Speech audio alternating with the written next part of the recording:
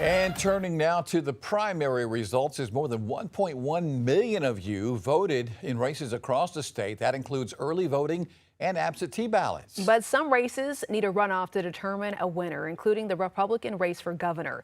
News 19's Josie Frost taking a closer look at all the numbers right now.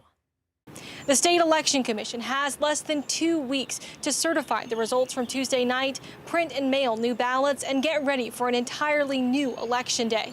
More than 472,000 voters cast ballots in the Republican primary race for governor. Political scientist Bob Oldendick says the GOP had several high-profile races that got voters interested in coming to the polls. This first time in a while we've had a really competitive kind of race for the governorship on the Republican side. Democrats came in close in voter turnout with 371,000 voters in their governor primary. Just looking at the early voting turnouts, we were 2 to 3 times as much in early voting.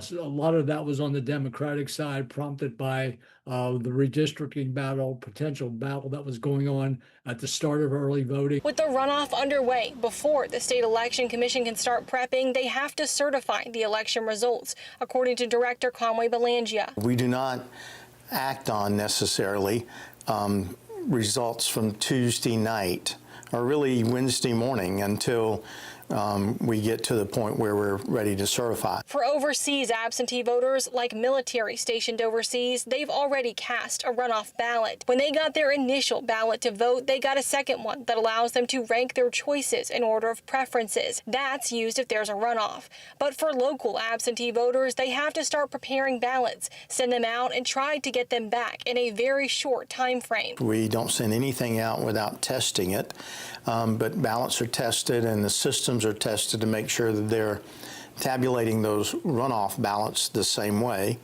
So that testing takes place, and then we hopefully will mail out ballots no later than Monday. For in-person voting, the local counties are prepared with the same polling locations and same workers on standby in case a runoff happens. But for those local absentee voters, Belangia says the best way to make sure your ballot makes it in time is to cast it in person. It is extremely tight. In fact, and we recommend people, if they can, vote at one of the early voting sites in the runoff or in person on runoff day, because the mailing out of these absentee runoff ballots, the time frame is just so tight. Lots of times we don't get the ballots back. And for those absentee voters, Belangia says that those ballots have to be back by the time the polls close on Election Day for it to be counted. Reporting at the State House, Josie Frost, News 19, WLTX. With